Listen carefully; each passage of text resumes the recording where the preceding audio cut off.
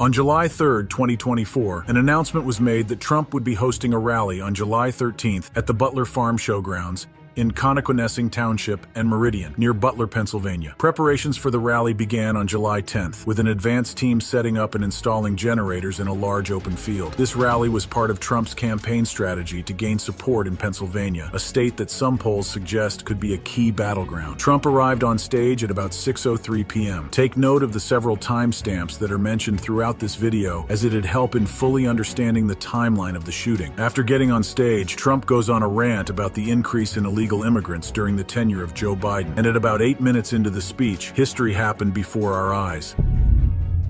You don't mind if I go off teleprompter, do you? Because these teleprompters are so damn boring, I try and explain them. Oh, it is? Wow. You guys are doing it. They're getting better with time.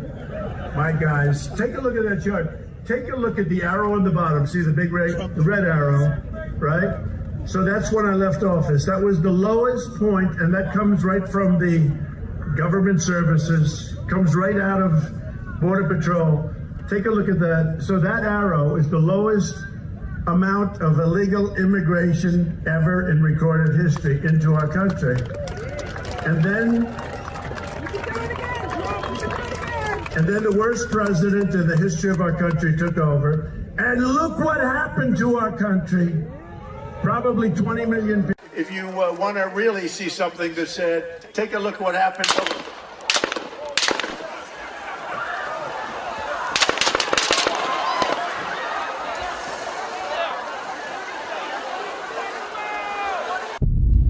A total of 8 shots were fired into the rally by Thomas Crooks, injuring Trump and 3 attendees before being fatally shot by a Secret Service sniper moments later. As the gunfire rang out, rally-goers shouted, "Duck!" A public assassination attempt of this proportion has not been seen in the United States for quite some time. This is because the United States has had a reputation of being able to shut the problem down before it appears. But what really happened in this case? We're going to rewind time and do a deep dive into the entire factors surrounding the assassination attempt, from the multiple witnesses who noticed the shooter to the setup of the Secret Service counter snipers on the roof. This is one half of the Secret Service counter sniper team. This is the North team, and they are seen to be setting up. They're setting up their gear and machinery in their barn, which is going to be on the left side of the stage if you're facing the stage. This is the second half of the counter sniper team, the South Side team. They are over here on barn number 14, which is on the right side of the stage if you're facing the stage. They are also clearly seen setting up with their gear. If imagining their location and vantage point is a bit difficult, here is an almost bird's eye view of the entire environment. If you're curious enough to ask which of these teams took out the Thomas Crooks, we have the answer. Watch carefully.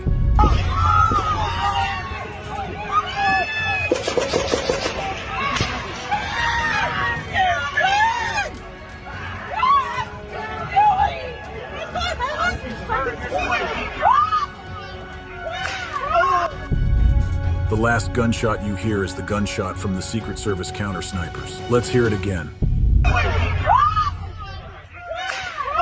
Let's take a look at this for a second here. The 2 buildings on the far side are the locations of the Secret Service counter snipers, while the building just down here is where the shooter was perched. The yellow line represents the line of sight from the North team and the shooter himself, while the green line represents the line of sight from the South team and the shooter. As you can see, there's a tree obstructing the North team, but the South team seem to have a very clear line of sight, which means they are most likely the ones responsible for the shooter's death. Despite the Secret Service taking out the shooter, they are still under heat for the obvious security lapses throughout the entire ordeal. Secret Service Director Kimberly Cheadle acknowledged that her agency did not fulfill its duty to protect former President Donald Trump. During a heated congressional hearing, lawmakers from both major political parties demanded her resignation over the security lapses that permitted a gunman to climb onto a roof and open fire at a campaign rally. Cheadle faced hours of intense criticism from both Republicans and Democrats, frequently frustrating lawmakers by avoiding questions about the investigation during the initial hearing on the July 13th assassination attempt. She described the attempt on Trump's life as the Secret Service's most significant operational failure in decades and pledged to do everything possible to uncover what went wrong and ensure it never happens again. Cheadle mentioned that she had apologized to Trump in a phone call following the assassination attempt. Cheadle admitted that the Secret Service received 2 to 5 warnings about a suspicious individual before the shooting at the rally in Butler, Pennsylvania. She also disclosed that the roof from which Thomas Matthew Crooks shot from p.m., had bbeen identified as a potential security risk days before the event.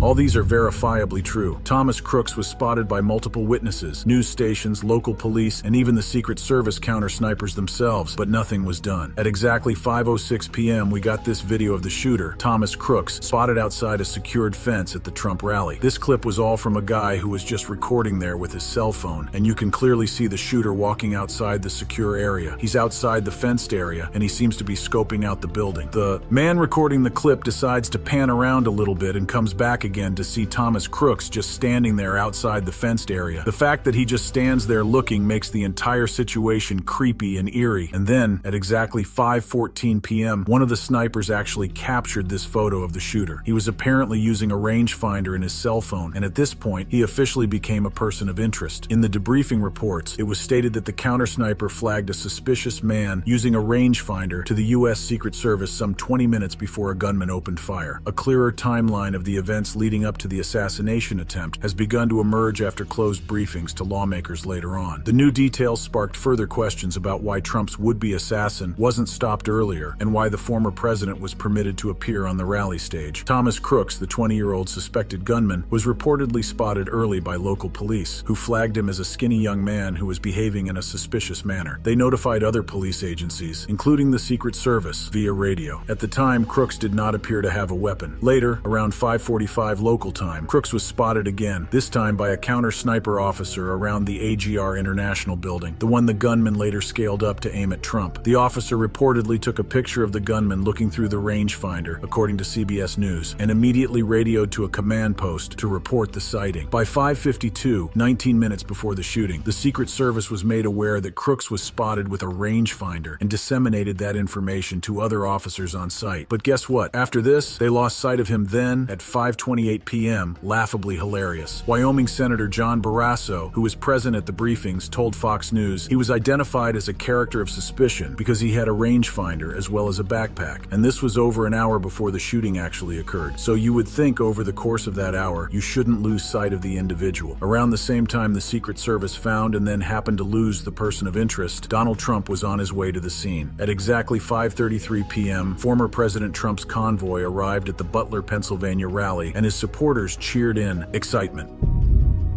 Our President Trump is in one of those vehicles. There he is. We don't know which one, but we know he's there.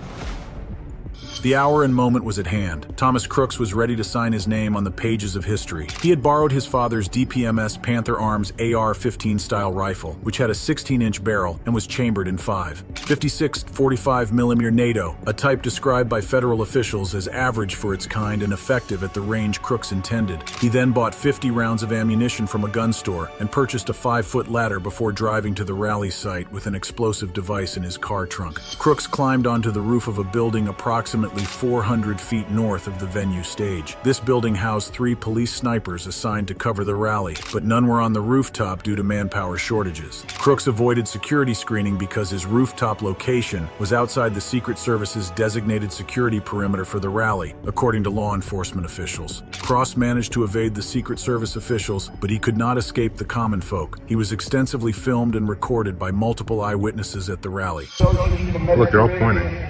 The Atlantic, maybe the Pacific. Yeah, someone's on top of the roof. Look. There he is right there. Where? Right there, you see him? He's laying down, you see him? Yeah, he's laying down. And still I'm here with you fighting like hell to get a Senate. What's happening? And to make sure we take back the White House, because if we do, we're going to make America better than ever before. We're going to make it. Yeah, look. There he is. Easy, because we have millions and millions of people in our country that shouldn't be here. Dangerous. As Trump keeps on talking, things start heating up. Witnesses are trying to inform officers of the shooter, and some cops are seen mobilizing to the location. A woman seated in the bleachers looks back and notices this. During Trump's speech, this lady noticed that something was not quite right. Oh wow, where are they running to? This woman is sitting up in the grandstands directly behind Trump, and she notices again that there's several people running over toward the building where the shooter is perched. If you look carefully, you're going to get a very quick glimpse of it. Oh wow, where are they running to? Perhaps if the clip is slowed down and zoomed in, we'll see what sort of looks like a couple of cops running back over there from the lady's view. Now, it is unlikely she can directly see the shooter from there because of that tree line, but you can see the police cars in the parking lot in the background underneath the trees. The climax of the entire situation was finally upon us. A collage of several clips was made to show what was happening in different areas during the shooting. Someone's old, and if you want to really see something that says,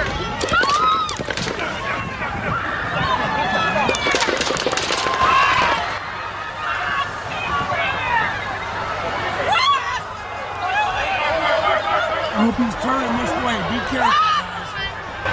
Trump was shot and was fortunately only injured in his upper right ear. He raised his hand to his ear before dropping behind the podium for cover. Secret Service agents immediately rushed to shield him. After about 25 seconds, the assailant was declared down, and agents helped Trump to his feet. Blood was visible on his ear and face, and he requested that the agents allow him to put his shoes back on, explaining that the agents hit me so hard that my shoes fell off. A lip reader noted that Trump seemed to say, "What? Blood on my face?" indicating that someone informed him he was bleeding. As he was being escorted off stage, Trump paused, raised his fist, pumped it at the crowd, and shouted or mouthed, "Fight! Fight! Fight!" The crowd responded with cheers and chants of USA. In addition to Trump, 3 men were injured. 50-year-old Corey Comparatore of Sarver, Pennsylvania, was unfortunately killed. Comparatore worked as a project and tooling engineer and was the former chief of the Buffalo Township Volunteer Fire Company. According to his family and Pennsylvania Governor Josh Shapiro, he died while shielding his wife and 2 daughters from gunfire. 2 other attendees were shot and critically injured, but were in stable condition the following day. U.S. Representative Ronnie Jackson reported that a bullet grazed his nephew's neck.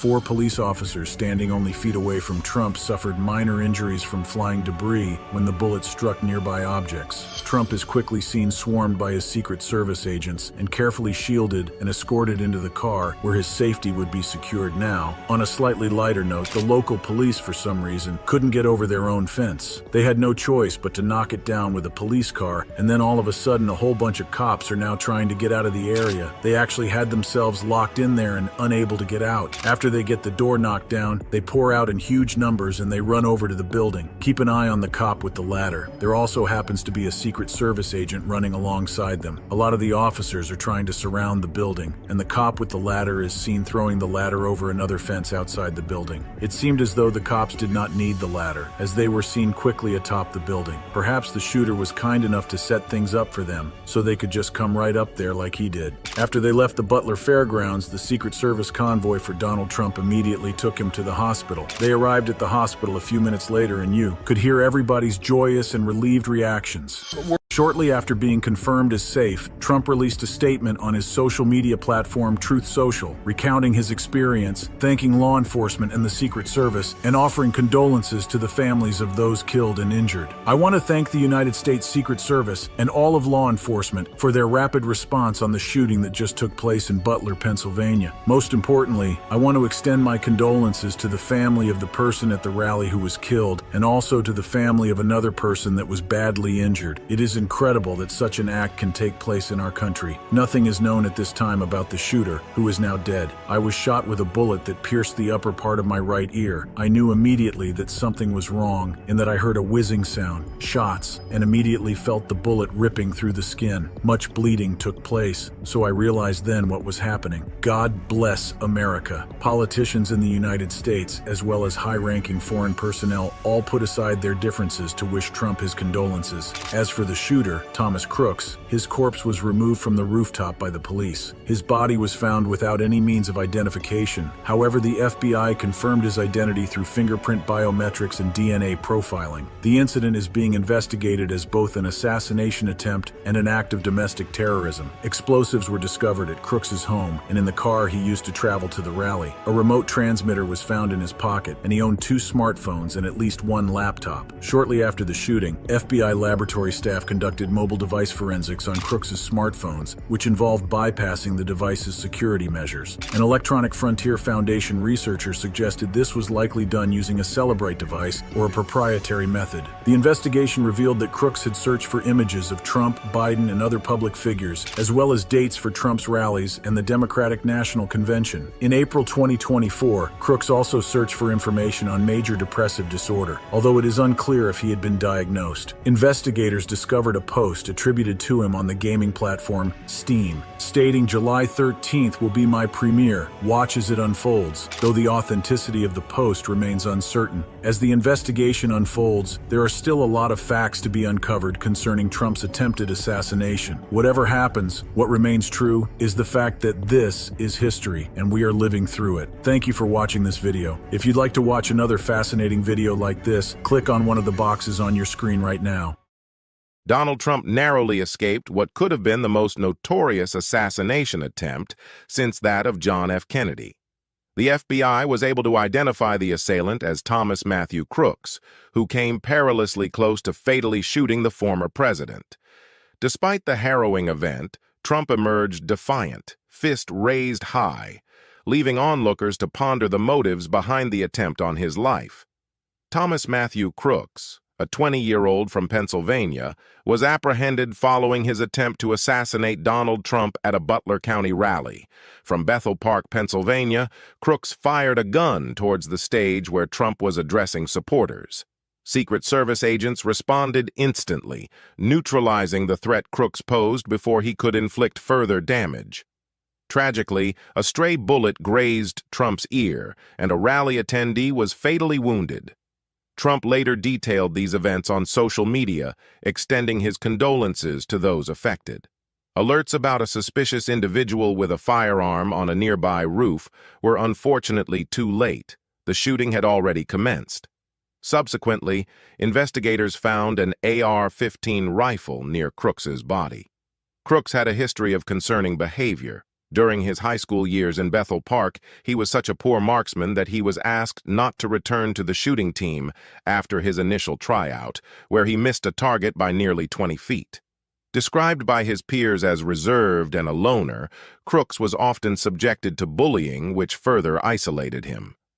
His yearbook photo showed a seemingly innocuous young man in glasses, suspenders, and a T-shirt adorned with the American flag, masking the turmoil beneath his calm exterior.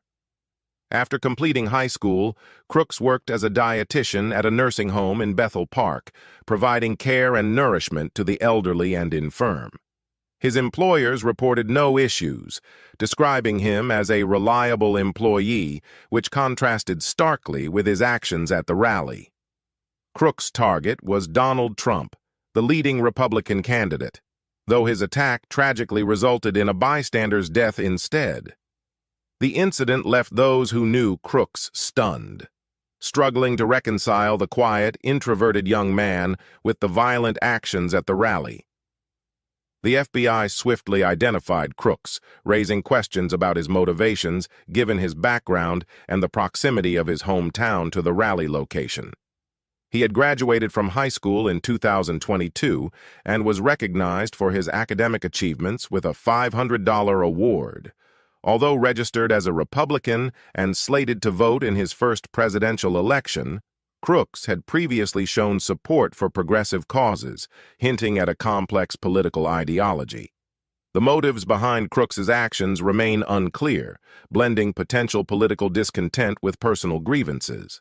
His case draws parallels with John Hinckley Jr., who attempted to assassinate Ronald Reagan in 1981, driven by a deranged effort to gain actress Jodie Foster's attention. Hinckley's actions were influenced by his obsession with the film Taxi Driver, in which he emulated the protagonist, Travis Bickle. Hinckley had previously alarmed authorities during Carter's presidency by appearing at a campaign event armed and was arrested but quickly released. He escalated his efforts by arming himself and attacking Reagan, causing national alarm as the situation mirrored past presidential threats.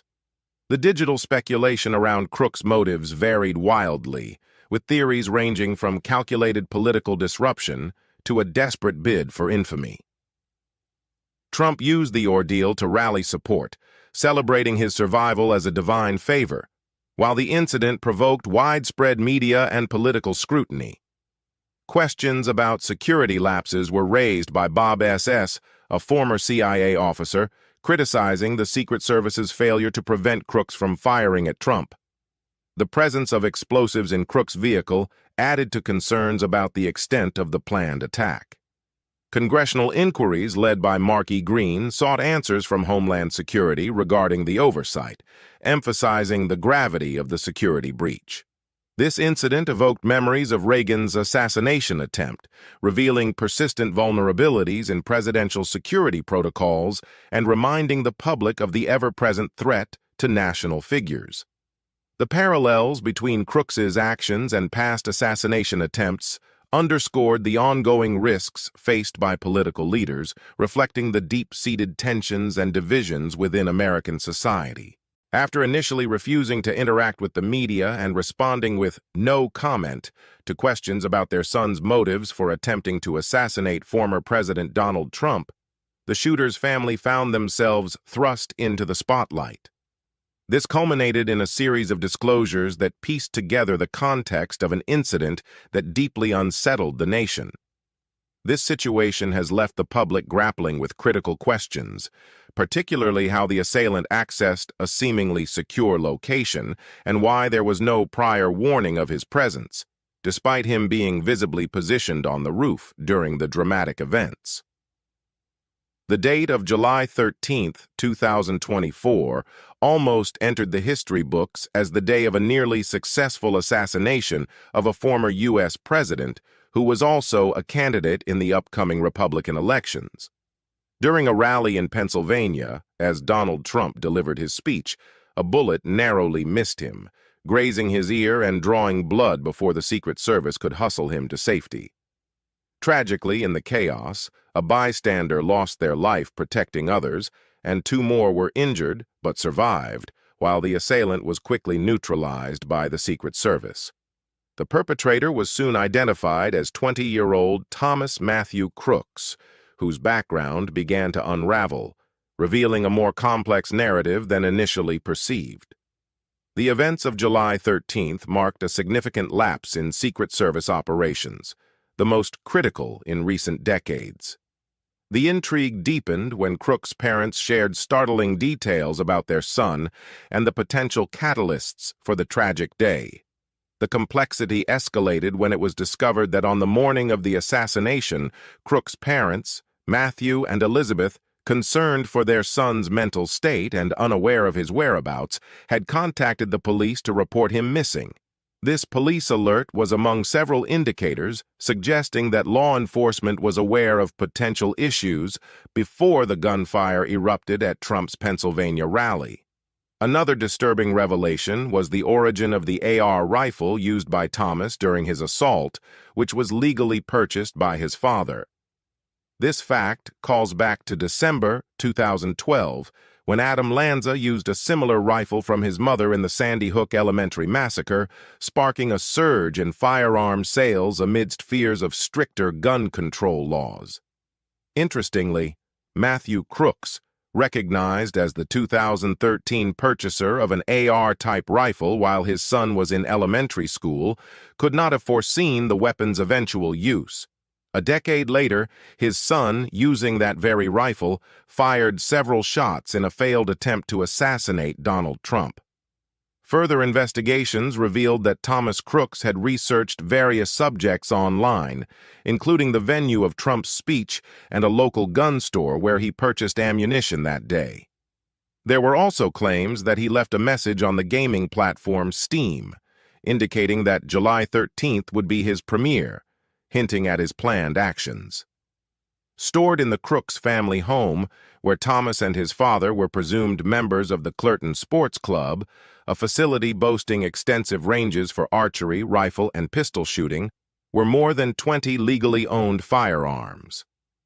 This detail mirrored the case of Ethan Crumbley, another young shooter whose actions at Oxford Middle School ended tragically. The revelation of explosives in Thomas Crooks's vehicle near the rally site further complicated the narrative, underscoring the severity of his intentions and raising alarming questions about the extent of his parents' knowledge and their potential complicity. These events have sparked a broad discussion about gun violence in America and the responsibilities of parents in monitoring and controlling their children's access to firearms. The ongoing investigation by the FBI seeks to uncover the full scope of Thomas Crooks's motives and whether his described status as a lone wolf holds true. Amidst a backdrop of parental confusion and societal concern over the signals missed by those closest to him. The Crooks family's ordeal and the subsequent legal and ethical questions surrounding their actions and awareness highlight the complex intersection of family dynamics, legal responsibilities, and the pervasive issues of gun control and mental health in the United States. The situation began with the Secret Service's refusal to grant former President Donald Trump's request for additional security.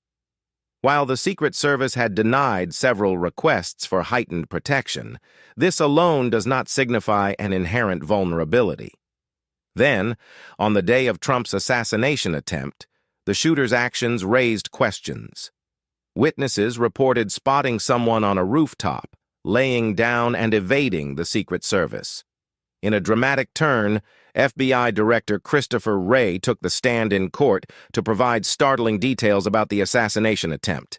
This has led to speculation about whether security agencies might be concealing a more sinister motive. What are the implications of these revelations? Let's explore the FBI Director's apology and court testimony. When the world learned of the near assassination of former President Trump, the shock was immense. The shooter, identified as 20-year-old Thomas Matthew Crooks, managed to graze Trump's ear with a bullet due to the president's timely head movement. Crooks was subsequently shot and killed by Secret Service agents on the scene.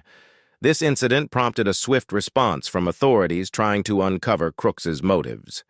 Weeks later, more shocking details emerged as FBI Director Christopher Wray testified about the ongoing investigation. The surprising revelation was that the assassination attempt might not have been solely the work of crooks or a group of extremists, but potentially involved a more complex network of individuals with possible foreign connections. Although Director Wray did not specify names, he hinted at the involvement of foreign intelligence agencies. Before the attack on Trump at his rally in Butler, Pennsylvania, the FBI and Secret Service had received threats from Iran regarding Trump's life. This intelligence, received around July 13, 2024, pointed to an Iranian plot to assassinate Trump in retaliation for the killing of General Qasem Soleimani. As a result, the Secret Service increased security around Trump. The White House National Security Council also ensured that Trump's campaign was aware of the evolving threat, and resources were allocated to enhance his protection. The threats against Trump were not unprecedented. Iranian threats had been tracked for years. These threats were seen as part of Iran's revenge for Soleimani's death. The FBI director's testimony revealed that, following the assassination attempt, Trump had been targeted with explosives found at Crooks's home and car, and a remote transmitter was discovered on him. The investigation into the attack revealed that Crooks had searched for information about Trump's rally and scoped out the venue prior to the event. On July 13th, the day of the rally, Crooks purchased ammunition and visited the rally grounds, where he displayed suspicious behavior. He used a drone and was seen on a rooftop, carrying a rangefinder. A local counter-sniper spotted him, but was unable to act due to personnel shortages. Crooks managed to evade capture and fired 8 shots into the crowd during Trump's speech.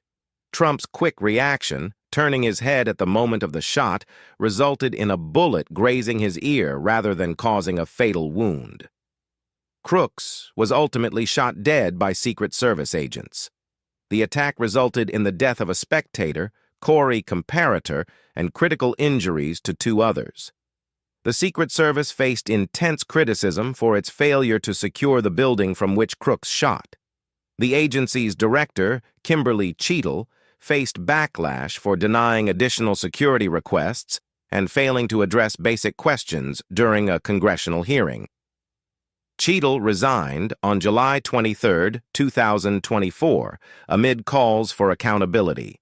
The fallout from the FBI director's revelations included increased scrutiny of both the Secret Service and FBI.